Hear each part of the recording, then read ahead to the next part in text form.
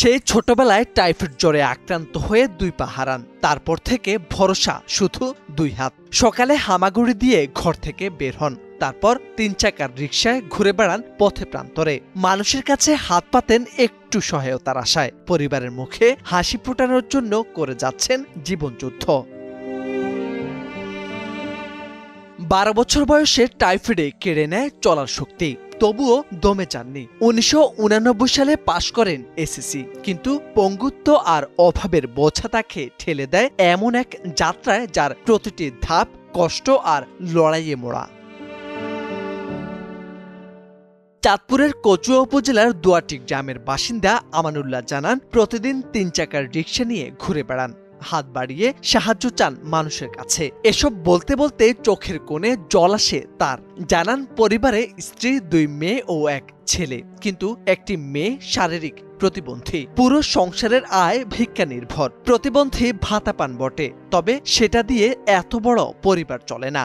আমি একজন প্রতিবন্ধী, আমার 2টা পাও নাই, আমার একজন মেয়ে প্রতিবন্ধী। আমি চলাফেরা করতে খুব কষ্ট। যদি আমাকে কেউ আর্থিক সহযোগিতা করতো বা কিছু অঙ্কের অনুদান দিত, আমি এই কাজের থেকে বিরত হইয়া আমি একটা দোকানপাট নিয়ে যে বৈশা আমার ছেলেমেয়েদেরকে নিয়ে আমি 4টা পান্তা ভাত খাইতে আমার এই ইচ্ছুক। স্থানীয়রা বলছেন, আমানুল্লাহর মতো সংগ্রামী মানুষকে সাহায্য করা সামাজিক দায়িত্ব। এমন একজন ব্যক্তি যিনি শত প্রতিবন্ধকতার মাঝেও বাঁচতে চান সম্মান নিয়ে। তিনিই তো সমাজের প্রেরণা হতে পারেন।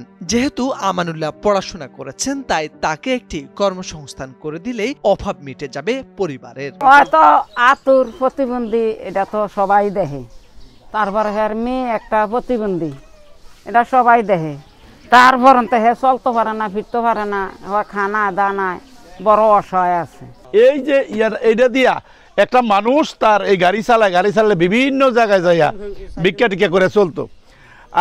আজকে প্রায় 2 মাস কোনো মানুষ পায় না, ঘরে বসা, তার খাইতে পায় না, পায় না। এখন তাকে সাহায্য সহযোগিতা একান্ত দরকার। সরকারিভাবে হোক, যেভাবে হোক, বড় ধরনের কেউ সাহায্য করলে এর উপকার হইব। একটু সাহায্য, একটি দোকান, একটু মানবতা, তাতেই আমানুল্লাহর মতো মানুষ ফিরতে পারেন স্বাভাবিক জীবনে। মোর্শেদ আলম, সময়ের আলো।